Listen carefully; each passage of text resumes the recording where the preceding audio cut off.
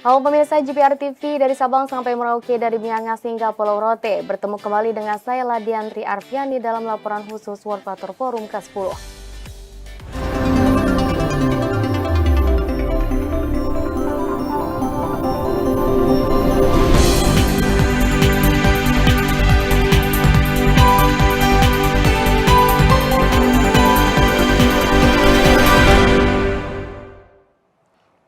Mengawali informasi pertama pemirsa, Deputi Bidang Koordinasi Pengelolaan Lingkungan dan Kehutanan Kemenkomarves Nani Hendiarti memaparkan urgensi pendanaan pembiayaan air bersama di High Level Panel World Water Forum ke-10.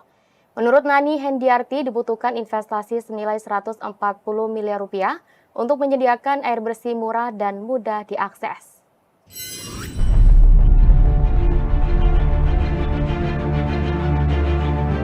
World Water Forum ke-10 di Bali menjadi momentum untuk merancang mekanisme pendanaan bersama pembangunan infrastruktur air dan sanitasi. Deputi Bidang Koordinasi Pengelolaan Lingkungan dan Kehutanan Kemenkomarves Nani Hendiarti dalam sesi High Level Panel World Water Forum mengatakan, pentingnya proses estafet pembiayaan dalam proyek pengadaan air melalui Global Water Fund. Menurut Nani dibutuhkan investasi senilai 140 miliar rupiah untuk menyediakan air bersih, murah dan mudah diakses. Pendanaan bersama diperlukan untuk penyediaan infrastruktur air bersih, mengingat ketimpangan harga air bersih antar daerah di dunia. The challenges are even greater in developing countries and island states, which mean a South Lead Country platform is necessary to be addressed. An appropriate financing delivery mechanism is also needed for the water sector, one of which is blended finance mechanism for large-scale projects. By combining various funds from stakeholders, especially private sector in the water management. Pemirsa, selain mengusulkan adanya Global Water Fund dalam gelaran World Water Forum ke-10, pemerintah Indonesia juga mengusulkan skema dana abadi untuk pembiayaan proyek sumber daya air. Direktur Jenderal Pembiayaan Infrastruktur PUPR Heri Trisaputra Zuna menilai perlunya skema dana abadi agar kebutuhan biaya pemeliharaan infrastruktur sumber daya air dapat terjaga dengan baik.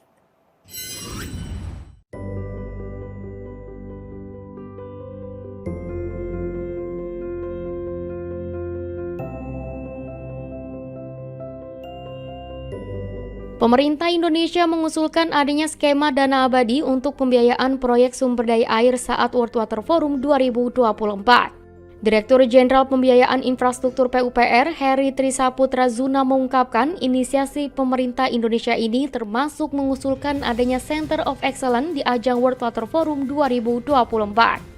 Heri menjelaskan bahwa dana abadi untuk proyek sumber daya air akan diinvestasikan dan hasil dari investasi tersebut akan digunakan untuk pemeliharaan aset infrastruktur air.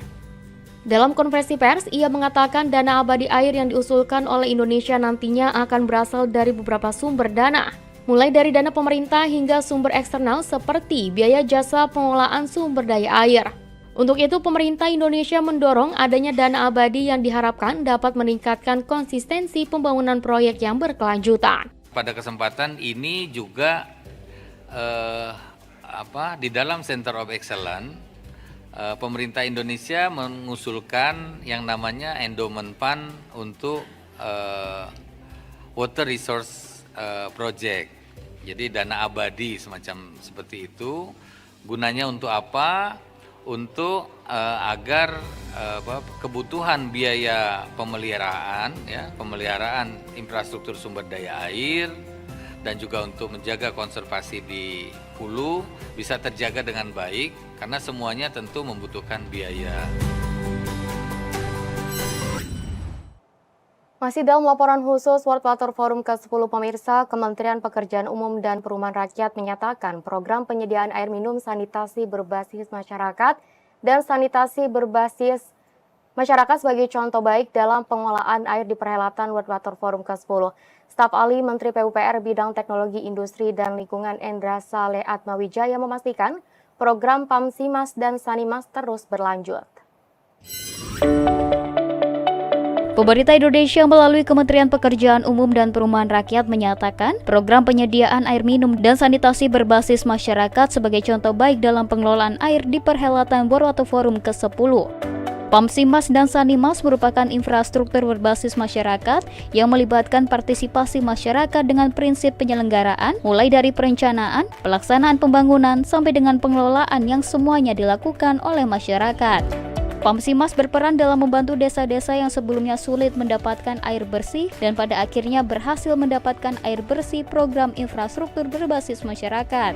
Staf Ahli Menteri PUPR Bidang Teknologi, Industri dan Lingkungan Endra Saleh Atmawijaya selaku Wakil Ketua Sekretariat Panitia Nasional World Water Forum ke-10 memastikan program dan penyediaan air minum dan sanitasi berbasis masyarakat terus berlanjut dengan mereplikasi langkah-langkah sesuai target yang dicanangkan.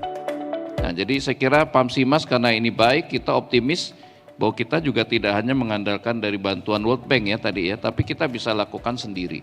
Ini kan model ya, jadi model ini bisa direplikasi oleh pemerintah Indonesia sendiri, bisa juga oleh Pemda. Jadi saya kira kalau nama bisa berganti, tapi modelnya tetap ya, atau bahkan dikembangkan. Jadi kita gunakan juga model ini ketika terjadi krisis ekonomi ya tahun 2000 sampai 2022 sebagai bantalan supaya orang bisa kerja. Jadi itu dengan model padat karya tempo hari. Jadi ini juga digunakan untuk menyerap tenaga kerja, kemudian menambah income masyarakat ya sambil dia menyediakan infrastruktur. Jadi saya kira Pamsimas atau dengan nama yang lain, tapi ini penyediaan air minum berbasis komunitas akan terus berjalan ke depan. Pemirsa, sebagai upaya menciptakan ketahanan air dan iklim diperlukan kolaborasi dan sinergitas tingkat global untuk menjawab tantangan yang muncul beberapa tahun terakhir. Isu tersebut menjadi salah satu poin yang dipaparkan oleh Badan Nasional Penanggulangan Bencana dalam gelaran World Water Forum ke-10 yang diharapkan bisa menghasilkan deklarasi tingkat menteri.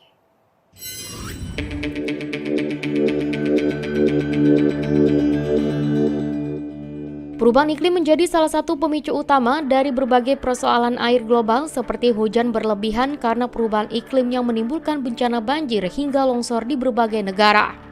Deputi Bidang Sistem dan Strategi Badan Nasional Penanggulangan Bencana Raditya Jati mengatakan, bencana tanah longsor dengan dampak kerusakan dan korban jiwa yang cukup besar tidak hanya melanda Indonesia, namun juga melanda beberapa negara di dunia beberapa tahun terakhir, antara lain Davao de Oro Filipina yang menyebabkan 33 orang meninggal dunia, Nepal 25 orang meninggal dunia, dan Kirgistan 4 orang meninggal dunia dan 20 orang hilang.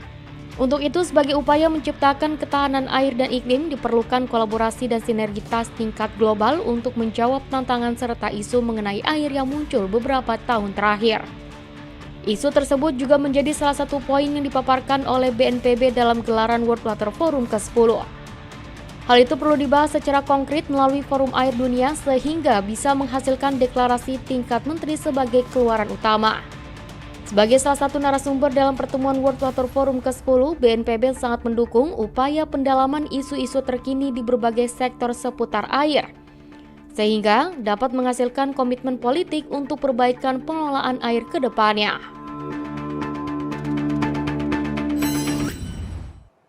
Pemirsa, kami akan kembali dengan laporan khusus terkait dengan World Water Forum ke-10 lainnya. Tetaplah bersama kami sesaat lagi.